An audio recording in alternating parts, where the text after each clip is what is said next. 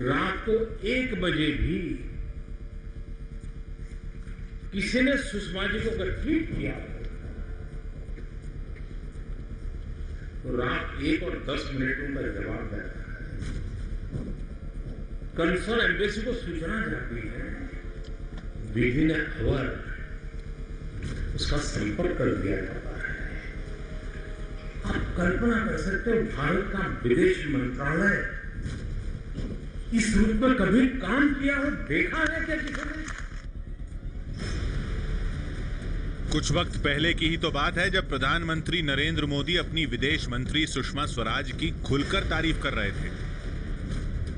भारत का विदेश मंत्रालय इस रूप में कभी काम किया हो, देखा है क्या किसी ने? हर तरफ सुषमा के काम की चर्चा हो रही थी।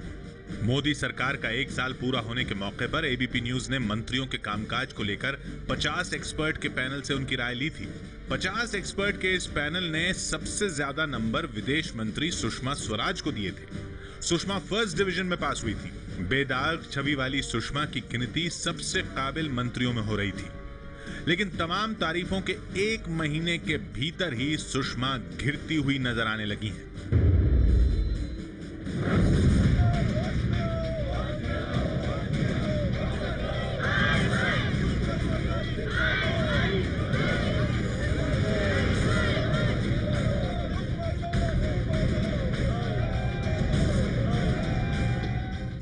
सुषमा मोदी सरकार के अब तक के सबसे बड़े विवाद का चेहरा बनती नजर आने लगी हैं।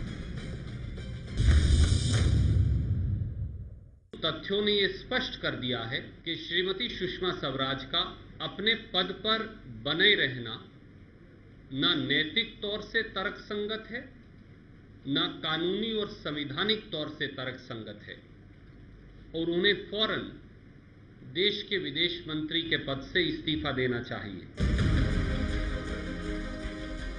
विदेश मंत्री सुषमा स्वराज पर आईपीएल घोटाले के आरोपी ललित मोदी की मदद करने का आरोप लगा है। सुषमा ने इस मामले पर सफाई देते हुए ट्विटर पर लिखा था कि जुलाई 2014 में ललित मोदी ने मुझसे बात की थी कि उनकी पत्नी कैंसर से पीड़ित है।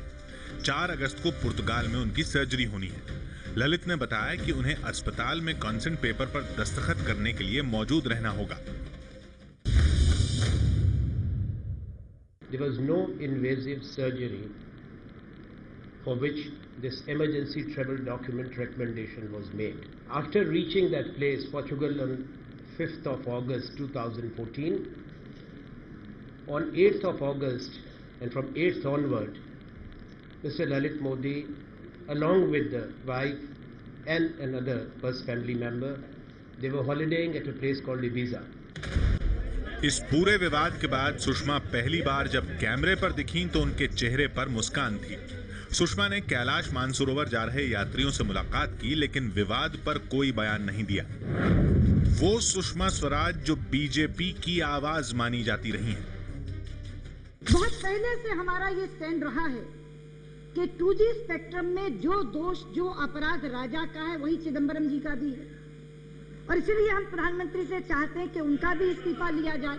हमने बहुत कोशिश की कि ये बिल संशोधित रूप में पेश हो जाए, लेकिन सरकार के अड़ियल रवैये के विरोध में हम सदन से बहिर्गमन करते हैं और हमने इसके लिए हम बार-बार उनके इस्तीफे की। सुषमा स्वराज जिन्होंने सदन में अच्छों की बोलती बंद कर दी।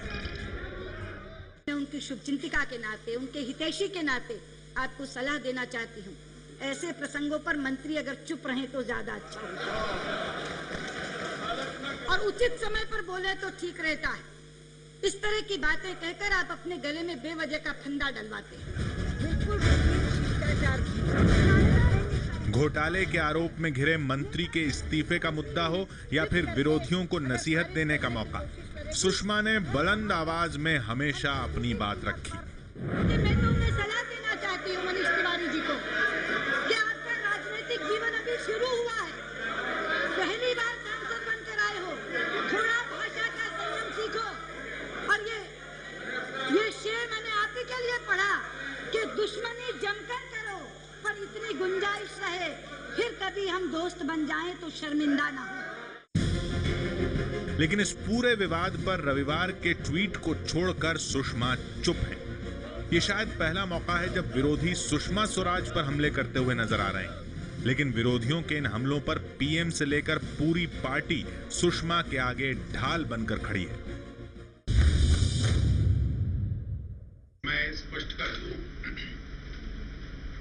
कि सारे आरोप जो लगाए गए हैं बेबुनियाद हैं। उनका वक्तव्य और पार्टी अध्यक्ष का बयान कि उन्होंने जो किया अच्छी नीयत के साथ किया, शी एक्टेड बोना फाइडे, सारी सरकार और सारी पार्टी उसमें एक मत की है, इसमें किसी को संदेह ना रहे। इतना हो हल्ला करने की जरूरत नहीं है, न कोई बड़े मॉरल ग्राउंड का मामला है। विवाद को ज्यादा तूल देने से कोई राजनीतिक आउटपुट निकलेगा ऐसा कुछ लोगों के मन में है, तो वो उनकी आशा निरर्थक है। सुषमा जी ने जो कुछ भी किया है वह ठीक किया है, और एक मानवीय संवेदना रखने वाले किसी भी व्यक्ति को यही करना चाहिए जो उन्होंने किया। पार्टी सुषमा का बचाव कर रही है, लेकिन कांग्रेस इस विवाद में प्रधानमंत्री मोदी को भी घसीट रही है। It is not Sushma Swaraj who should only resign. Mr. Modi should sack Sushma Swaraj. Mr. Lalit Modi is a symbol of black money outside. And now Mr. Modi, through Mr. Sushma Swaraj, is protecting him. What is this? दरअसल सुषमा स्वराज के बचाव की चर्चा इसलिए भी हो रही है कि आडवाणी खेमे की माने जाने वाली सुषमा स्वराज मोदी के प्रधानमंत्री पद की उम्मीदवारी के खिलाफ मानी जाती थी।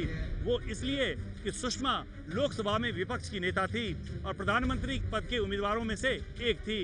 इतना ही नहीं, जब मोदी को चुनाव अभियान समिति का प्रमुख बनाया गया तो विरोध करने वालों में सुषमा स्वराज का भी नाम लिया जाता है। लेकिन मोदी लहर में सुषमा स्वराज का नाम गायब हो गया।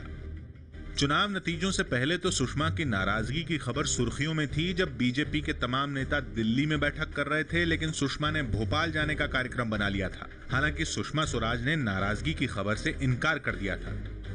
राजनाथ जी और नितिन जी के मेरी मुलाकात के बारे में जो कयास लगाए जा रहे हैं वो बिल्कुल गलत हैं। नितिन जी और राजनाथ जी मुझसे मिलने आए थे, ये केवल शिष्टाचार भेंट थी।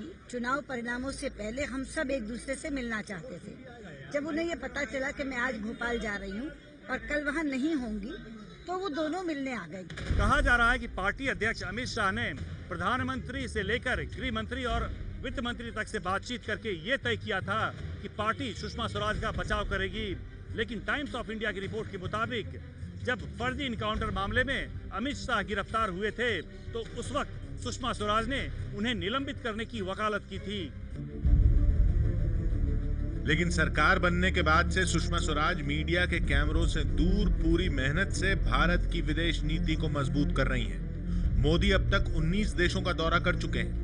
मोदी का हर दौरा सुर्खियों में रहा, जबकि विदेश मंत्री सुषमा स्वराज भी 20 देशों का दौरा कर चुकी हैं। लेकिन सुषमा ने कभी ऐसा कोई संकेत नहीं दिया कि वो मोदी के विदेश दौरे के दौरान पीछे छूटा हुआ महसूस कर रही हैं।